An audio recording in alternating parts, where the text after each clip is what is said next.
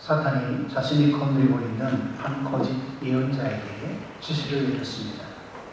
너는 저 마을로 내려가서 각 집마다 살피며 하나님이 없다, 하나님이 죽었다고 설득하고 돌아오라는 그런 지시였습니다.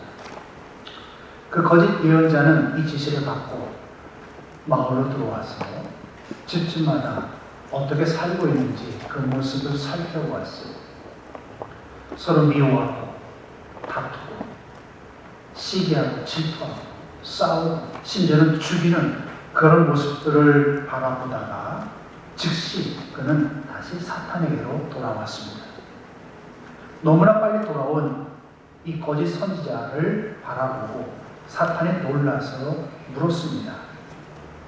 어떻게 하나님이 죽었다고 믿게 설득했느냐? 어떻게 그렇게 빨리? 하나님이 죽었다고 설득할 필요가 없었습니다.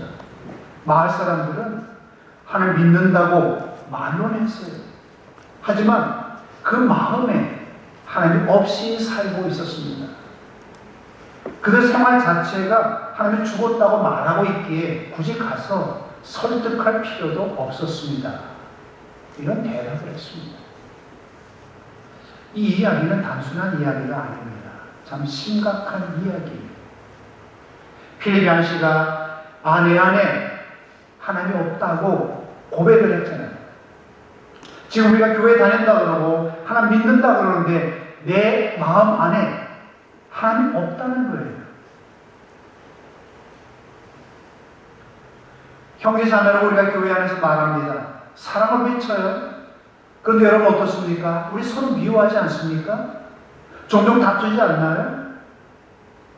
세상에 나가서 어떻습니까? 하나님은 뒤로 놔두고 온갖 나쁜 짓을 우리가 하고 살 때는 많잖아요.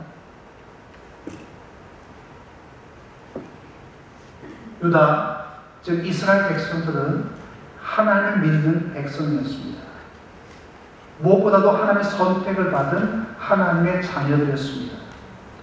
하지만 그들의 마음에는 하나님이 없었어요. 그들의 삶에서도 하나님은 찾아볼 수 없었습니다. 재물에 눈이 멀었어. 하나님을 멀리했어요. 우상을 섬기며 온갖 음행을 저지르며 방탕한 길로 나아갔습니다. 오늘 1절을 보면 스바냐 선지자는 BC 626년경 유다의 수도인 예루살렘을 향해서 이렇게 말했습니다. 폐역하고 더러운 것, 포악한 그 성읍이다. 그날의 성읍에 화가 내릴 것이야. 여호와의 날에 하나님의 진노하시는 심판, 진노가 임할 것이라고 선포했습니다. 스바냐는 1장과 2장에서 유다의 멸망에 대해서 예언을 했습니다. 그런데 갑자기 반전이 이루어집니다. 3장에 가서 전혀 다른 메시지를 외치고 있습니다. 14절에 보면 멸망이 눈앞에 있는 유대 백성들 향해서 이렇게 말합니다. 시온에 따라 노래할지어다. 이스라엘아 기쁘게 부를지어다. 예루살렘 따라 전심으로 기뻐하며 즐거워할지어다. 자, 지금 아주 심각하게 하나님의 멸망을 선포하고 있어요. 심판이 이른다고 그렇게 말하고 있습니다. 그러다 갑자기 이스라엘 백성을 향해서 기쁘고 즐거워하라고 그렇게 말했어요. 왜 이렇게 메시지가 달라졌을까요? 왜 갑자기 기뻐하며 즐거워하라는 그런 말씀을 외쳤을까요? 그것은 13절에 나오는 남은 자 때문입니다. 여기서 남은 자란 오직 하나님만을 섬기고 우상 앞에 무릎 꿇지 않은 거룩한 하나님의 백성들을 가리켜 말합니다. 엘리야 선지자 때 왕을 비롯해서 모든 백성이 바알과 아세라 상을 섬겼습니다. 온 국민이 다 우상을 섬겼어요. 사람들의 눈에는 모두가 다 하나님을 떠난 것 같았습니다. 그런데 하나님께서 말씀하세요. 우상 앞에 무릎 꿇지 않은 7,000명이 남아있다.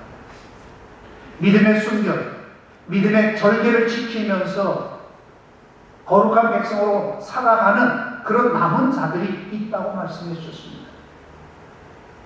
스바냐 선지자 시대의 상황을 보면 절망적인 상황이었습니다. 그때도 모든 백성이 다 하나님을 떠난 것 같았습니다. 하지만 여러분, 그 모든 사람들 가운데에서 하나님 눈이 고정된 곳이 있어요. 하나님 바라시 보시는 그런 사람이 있었습니다. 그들은 바로 믿음의 순결을 지키면서 거룩하게 살아가는 하나님의 남은 자들이었습니다. 하나님은 그들을 바라보면서 지금 기쁘고 즐거워하라는 그런 메시지를 주고 있어요. 왜 하나님은 여기에서 유다 백성들 향해서 3번이나 반복해서 기쁘고 즐거워하라고 이렇게 말씀하셨을까요? 그 이유를 몇 가지로 살펴보기를 원합니다. 첫째, 하나님은 이스라엘 백성을 위해서 말했습니다. 내가 너희를 회복시켜 주겠다. 그대로 너희들이 멸망하는 것이 아니라 다시 과거처럼 너희들을 회복시켜 주겠다는 걸 말씀해 주셨어요. 15절 말씀 보시기 바랍니다. 여호와가 너희 형벌을 제하였고 너희 원수를 쫓아내었으며 이스라엘 왕 여호와가 너희 중에 있으니 네가 다시는 화를 당할까 두려워하지 아니할 것이라. 하나님은 스바냐 선지자를 통해서 믿음을 지키며 하나님만 의지하면서 거룩한 백성으로 살아온 사람들을 향해서 희망의 메시지를 주신 거예요. 화를 당하지 않을 것이다. 유다 백성은 바벨론 포로 생활을 하면서 하나님의 심판에 대한 두려움을 갖고 있었습니다. 하나님의 진노하시면 얼마나 무서운 것인가를 몸소 느끼며 그 땅에서 살고 있었어요. 그들의 머릿속에는 우리는 하나님의 징계를 받아서 지금 이렇게 바벨론에 와서 살고 있다고 그렇게 기억되고 있었습니다. 근데 하나님께서 이스바냐 선지자를 통해서 그들에게 기쁨의 좋은 소식을 전해 주었습니다. 너희 죄가 용서받았다. 너희는 그리운 고국 이스라엘로 돌아갈 것이다. 자, 사형 선고를 받고 이제 사형 날짜를 기다리는 사람에게 가장 기쁨의 소식이 뭡니까? 사면됐다는 것입니다. 그 사면의 소식이 지금 스바냐 선지자를 통해서 유다 백성들에게 선포된 것입니다. 그러면서 16절에 보면 유다 백성을 향해서 말합니다. 두려워하지 말며 내 손을 늘어뜨리지 말라.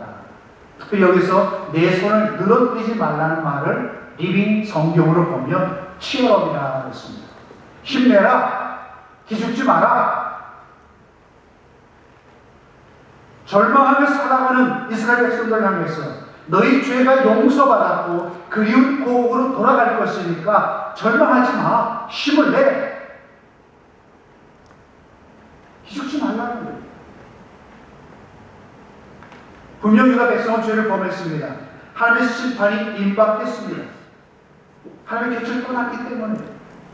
하지만 여러분, 그럼에도 불구하고 하나님의 사랑은 그들을 향해 계속되었습니다.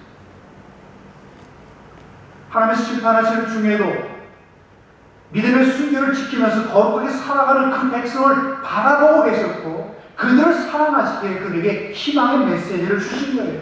힘을 내라. 기죽지 말라. 내가 너희를 회복시켜 줄 겁니다.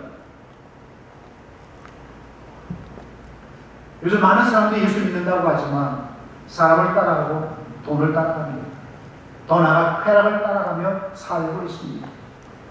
믿음의 순결을 지키면서 살아가는 사람이 마치 좀 모자란 것처럼 느껴집니다. 뭐 그렇게 열심히 믿냐? 뭐 그렇게 철저하게 신앙대로 신앙을 지키면서 살려고 하냐? 그럼 빈정되는 그런 말도 합니다. 그 정도로 믿음의 순결을 지키며 거룩하게 사는 사람들이 점점 줄어들고 있어요. 말세 내가 믿는 자들을 보겠느냐고 예수 말씀하셨잖아요. 교회가 많아집니다. 예수 믿는 사람이 많다 그래요. 그러나 예수의 눈에 비친 사람들을 보니까 정말 거룩하게 믿음의 순결을 지키며 믿음의 절개를 가지고 사는 그런 사람들은 찾아보기 힘들어졌다는 거예요. 하지만 분명한 사실은 그럼에도 불구하고 우리 가운데 믿음의 절개를 지키면서 거룩하게 사는 사람, 남은 자들이 있다는 겁니다. 그리고 하나님은 그 사람들을 바라보시면서 우리에게 말씀하시는 거예요. 지금 범위의 교회가 약해졌습니다. 하지만 이 교회 안에 아직도 믿음을 지키며 교회를 사랑하며 섬기는 사람도 있어요. 어떻게든 교회를 세워보려고 하는 사람도 있습니다. 그 남은 자들을 향해서 하나님 말씀하십니다. 기죽지 마. 내가 너희를 다시 회복시켜 줄 거야.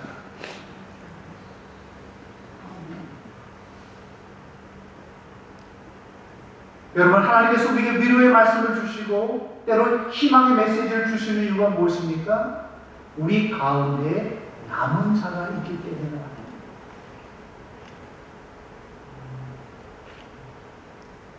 오늘 우리 교회 가운데 몇 명의 남은 자가 있습니까? 소돔과 고모라 성이 의인 10명이 없어 멸망을 당했는데 의인 10명만 있다면 소돔과 고모라 성이 회복되었을 거예요.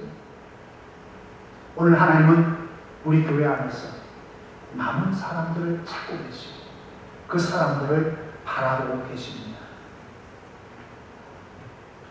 우리의 모든 죄가 용서받았기에 우리는 죄로 인해서 받을 형벌, 하나님의 진노 심판을 두려워할 필요가 없습니다. 하나님 우리를 향해서 말씀하십니다. 에베소 1장 7절의 말씀입니다. 우리는 그리스도 안에서 그의 은혜의 풍성함을 따라 그의 피로 말미암아 속량 곧 죄 사함을 받았느니라. 자, 여러분, 우리의 죄가 용서받았습니다. 아멘이 없네요. 용서받았어요, 우리의 죄가. 그러니까 더 이상 기죽지 마세요. 힘을 내시기 바랍니다. 하나님이 회복시켜 주실 것입니다. 둘째로, 하나님이 우리와 함께 계시기 때문에 기뻐하고 즐거워하라. 그렇게 말씀하셨어요. 17절 말씀입니다. 너희 하나님 여호와가 너희 가운데 계시니 그는 구원을 베푸실 전능자시라. 그가 너로 인하여 기쁨을 이기지 못하여 하시며 너를 잠잠히 사랑하시며 너로 인하여 즐거이 부르며 기뻐하시리라 하라. 하나님이 우리 가운데 함께 계신다 했어요. 그 하나님은 어떤 하나님이에요? 전능하신 하나님이에요. 모든 것을 가능케 하신 하나님, 우리의 모든 문제를 다 해결해 주시는 그런 하나님이 지금 나와 함께 계신다는 거예요. 그러니까 어려움 때문에 절망하거나 낙심하지 말라는 거예요. 기죽지 말라는 겁니다. 하나님 앞에서 당당하라는 겁니다. 당시 유대인들은 나라의 멸망이라고 하는 절망적인 상황 속에 놓여 있었습니다. 그 이유는 그들의 능력으로는 그 문제를 해결할 수가 없었기 때문에 그래요. 그래서 절망했고 낙심한 거죠. 어깨에 힘이 빠지고 기가 죽어 있었어요. 그러나 여러분, 믿음의 순결을 지키며 거룩하게 살아갔던 백성들, 남은 자들은 달랐습니다. 절망 속에서 희망을 보았습니다. 하나님은 이런 남은 자들을 바라보시고 말씀해 주시는 거예요. 내가 너와 함께 하겠다고. 아무에게나 함께 하신다는 말씀한 게 아니에요. 정말 의롭게 살고자, 말씀대로 살고자 하는 그 사람들과 함께 해주시겠다고 하는 그런 말씀이에요. 사랑하는 여러분, 기억하십시다. 우리 현실이 아무리 어려워도 모든 문제를 해결하신 전능자 하나님이 우리와 함께 계십니다. 자, 우리의 현실 다시 한번 돌아보십시다. 한 번도 경험하지 못한 삶을 살고 있습니다. 팬데믹 때문에, 계속 생겨나는 바이러스 변종 때문에, 인플레이션이나 불경기 때문에, 삶의 관계에서 오는 우울증 등 여러 가지 문제로 인해서 두려워하며 고통받고 살고 있습니다. 하지만 더 이상 두려워할 필요가 없다는 거예요. 하늘과 땅의 모든 권세를 가지신 하나님, 전능자 하나님이 우리와 함께 계시면서 우리에게 말씀합니다. 볼지어다 내가 세상 끝날까지 너희와 항상 함께 있으리라. 세상 마지막 날까지, 아니 내가 살다가 죽는 그 순간까지 하나님이 나와 함께 하신다는 겁니다. 근데 그럼에도 불구하고 우리 현실에서 종종 조그만 어려움이 생기면 환경이 좀 바뀌면서 좀 여러 가지 문제가 발생하면 금방 근심하고 걱정합니다. 하나님 나와 함께 하신다고 우리 고백합니다. 전능자 하나님이 모든 문제를 해결해 줄 거라고 큰 소리 칩니다. 그런데 막상 조그만 문제만 생겨도 우리는 어때요? 염려하고 근심하고 걱정한다는 거예요. 항상 기뻐하고 살아가라 그랬는데 나와 함께 계신 그 하나님을 바라보고 기뻐 즐겁게 살아가라 그랬는데 우리 그렇지 못하다는 거죠. 믿음 없는 사람처럼 기죽고 낙심하고 절망하면서 두려워하지 말기 바랍니다. 전능자 하나님이 우리와 함께 계심을 여러분 믿습니까? 그렇다면 담대하게 믿음을 지키면서 오늘도 하나님 앞에서 거룩한 하나님의 자녀로 살기를 바랍니다. 어떻게 해요? 기쁘고 즐겁게. 실제로 하나님은 우리를 여전히 사랑하시기 때문에 기뻐하고 즐거워하라고 말씀하셨습니다.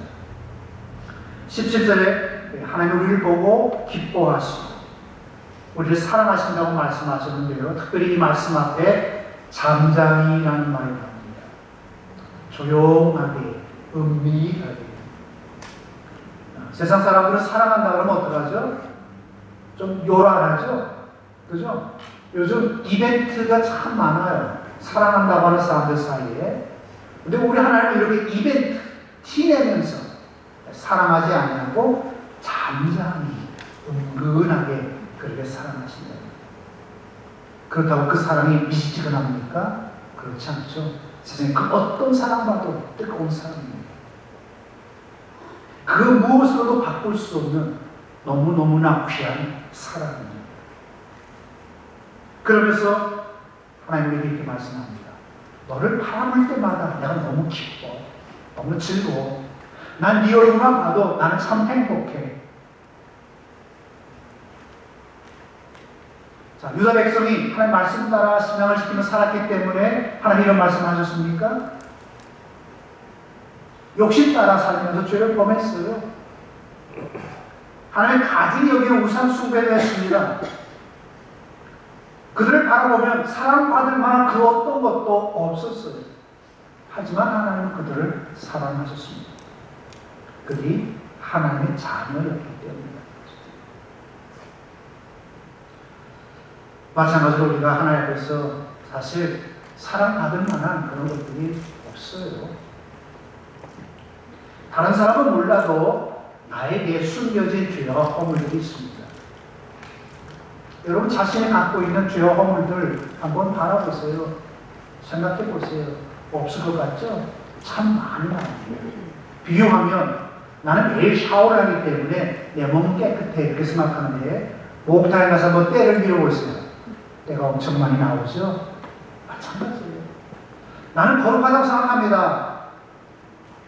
나는 말씀 따라 믿음 따라 살았다고 생각해요. 근데 곰곰이 생각해 보면 내 안에도 숨겨진 죄와 허물들이 있다는 거예요. 근데 여러분 다른 사람은 몰라요. 그러나 하나님은 다 아십니다. 여러분은 몰라도 하나님은 다 아세요. 그럼에도 불구하고 하나님은 우리를 사랑하셨어요. 독생자 예수 그리스도까지 주시기까지. 자, 여러분에게 질문합니다. 하나님 이렇게 우리를 사랑하신다고 하는 그 사실이 오늘 내 마음에 감동을 줍니까? 하나님 나를 사랑한다는 그 말씀이 내 마음에 감격과 기쁨이 넘쳐흐르게 만드나요? 20절 말씀 보세요. 내가 그때 너희를 이끌고 그때 너희를 모을지라 내가 너희 목전에서 너희 사로잡힘을 돌이킬 때에 너희를 천하 만민 중에서 명성과 칭찬을 얻게 하리라. 나 여호와의 말입니다. 하나님은 유다 백성을 사랑하셨기 때문에 하나님의 이름을 걸고 잃어버린 모든 것들을 회복시켜 주시겠다고 하는 그런 약속을 주셨습니다. 하나님은 우리가 생각한 것 이상 상상할 수 없을 정도로 큰 사랑을 베풀어 주셨습니다. 무엇으로 갚을 수 없는 큰 은혜요, 축복입니다. 엄마가 아기의 얼굴을 바라보고 있는 그 모습을 한번 상상해 보시기 바랍니다. 엄마는 자기도 모르는 사이에 그 얼굴에 미소를 띠고 아기를 바라봅니다. 평안하게 잠든 그 아기의 모습을 보면서 참으로 행복한 미소를 지닙니다. 때로 똥과 오줌을 싸도 냄새나는 기저귀를 갈아주면서 그 얼굴에, 그 입에 웃음이 있습니다. 여러분, 이것이 하나님 우리를 바라보시면서 지으시는 미소입니다. 웃음이요, 기쁨입니다. 우리만 바라봐도 그냥 기뻐요. 믿음의 순결을 지키며 거룩하게 살아가는 그 사람만 바라봐도 하나님은 배가 불러요. 좀 표현을 한다는 거예요. 아무것도 필요가 없어요. 너무나 행복합니다. 때로 우리의 범한 죄를 인해서 우리가 더러운 악취를 풍겨도 여전히 우리를 사랑하는 마음으로 바라보시면서 기뻐하신다는 거예요. 자, 지금 우리 교회 현실이 잠시 어려워졌다 할지라도 기죽지 말고 낙심하지 말기 바랍니다. 잠잠히 은밀히 우리를 바라보시면서 사랑하시는 하나님께서 우리 모든 것들을 회복시켜 주실 것입니다. 이제 우리는 스바냐 선지자처럼 유다 백성들을 향해서 하나님의 희망의 메시지를 주었던 그 선지자처럼 크리스마스를 맞이하면서 우리 주변에 아직도 하나님을 알지 못하는 사람들에게 이 기쁨의 소식을 전해 주십시다. 하나님 우리를 사랑하고 계십니다. 하나님께서 우리를 사랑하시게 잃어버린 모든 것들을 다 회복시켜 줄 것입니다. 항상 우리와 함께 하시면서 여러분 기죽지 마세요. 절망하고 두려워하지 마세요. 하나님 나오시기 바랍니다. 그것을 위해서 예수님이 이 땅에 오셨습니다. 우리 믿음의 선배들로부터 이 기쁨의 좋은 소식을 들었습니다.